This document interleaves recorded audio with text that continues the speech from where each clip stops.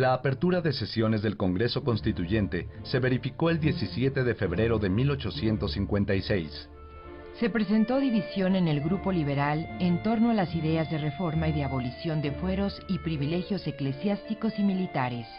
Mientras los liberales denominados puros trataban de trasladar cuanto antes las ideas al marco de las instituciones, los liberales moderados, que predominaron entre los 155 miembros del Congreso, aunque de acuerdo con los principios, se oponían a su reconocimiento constitucional o legal inmediato por considerar que contarían con un apoyo popular insuficiente dado el catolicismo acendrado de la mayor parte de los mexicanos, la oposición irreductible de la Iglesia y de los conservadores que esperaban el momento de retomar el poder.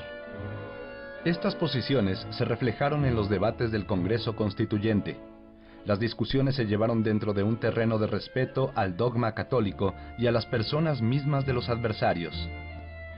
Los más ilustres liberales puros fueron Francisco Zarco, Ponciano Arriaga, Valentín Gómez Farías, Guillermo Prieto, José María Mata, Melchor Ocampo, León Guzmán, Ignacio Ramírez y José María del Castillo Velasco.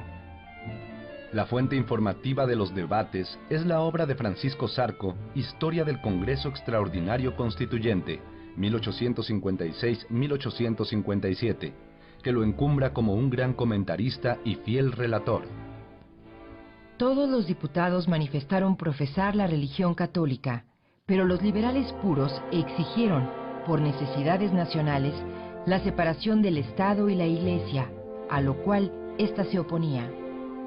En el seno de la Comisión de Constitución, el pensamiento avanzado, representado fundamentalmente por Arriaga, Castillo Velasco y Olvera, planteó la posibilidad de romper los moldes rutinarios de las anteriores cartas fundamentales.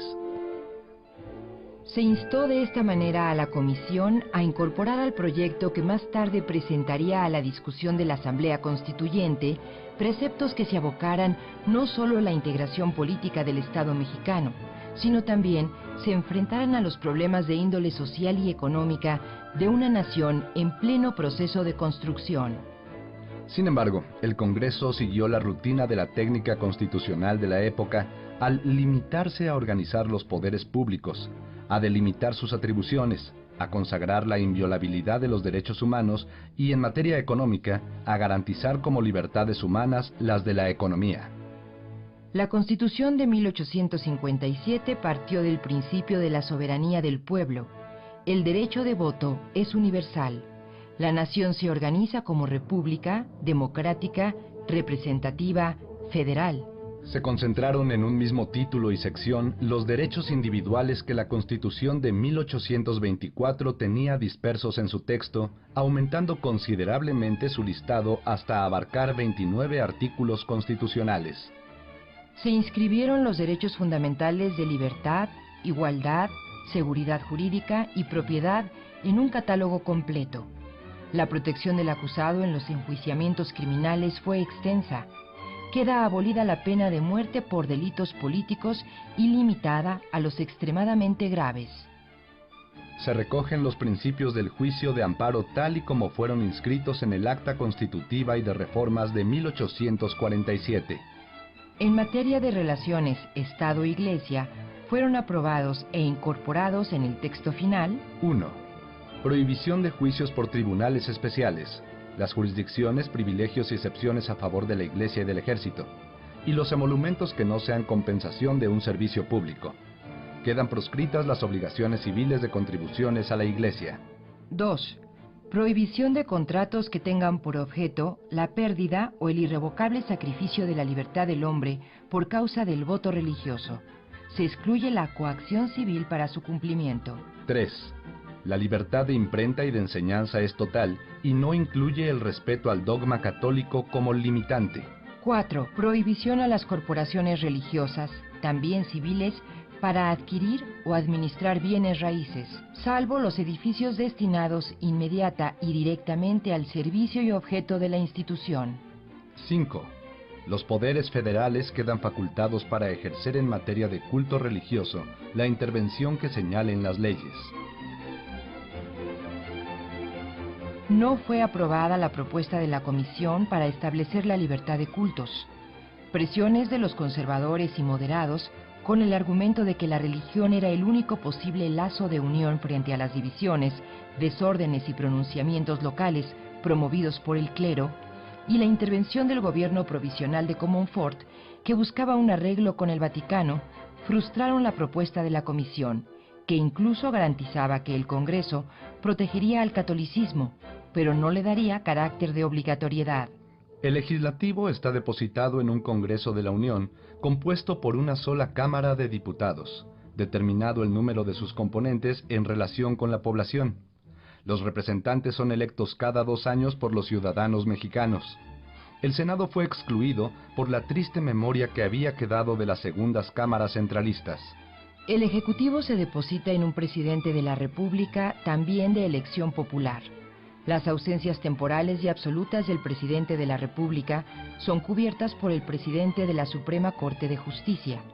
De nuevo una disposición desafortunada sobre la vicepresidencia que enfrentaba ahora al Ejecutivo con el presidente de otro poder.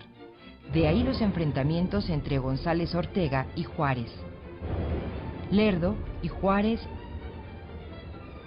e Iglesias y Lerdo. El Ejecutivo está sumamente debilitado frente al Congreso, ya que no tiene veto, sino simplemente la facultad de que sus puntos de vista sobre los proyectos de ley se tomen en cuenta. Por otra parte, el Congreso, en caso de urgencia calificada por el voto de los 2/3 de los diputados presentes, puede expedir leyes con dispensa de los trámites legislativos normales que exigen la intervención del Ejecutivo. El Congreso tiene una gran cantidad de atribuciones. Tanto Juárez como Lerdo se quejaron profundamente de esta situación que invalidaba al Ejecutivo, hasta que el segundo logró el bicamarismo y el veto en las reformas de 1873. Más adelante, en una obra clásica, La Constitución y la Dictadura, un ilustre jurista, Emilio Rabasa Estebanel, culparía a este desamparo del Ejecutivo como causa de la dictadura subsecuente. O sea que las reformas de Lerdo llegaron demasiado tarde. Todos los órganos se integran por elección popular indirecta en primer grado. Se establece el principio de la responsabilidad de los funcionarios públicos. La Constitución de 1857 tuvo un valor inconmensurable como bandera de la soberanía nacional y cimiento del Estado mexicano en plenitud de sus atribuciones y facultades, no compartidas con otras corporaciones durante la Guerra de Reforma, y además como símbolo patrio durante la intervención francesa. Estos sangrientos y dolorosos conflictos fueron resultado de la reacción conservadora en contra de sus preceptos y de los poderes constituidos conforme a ellos. Las disposiciones sobre derechos humanos pasaron casi íntegras a la Constitución de 1917, actualizadas y enriquecidas con los derechos sociales.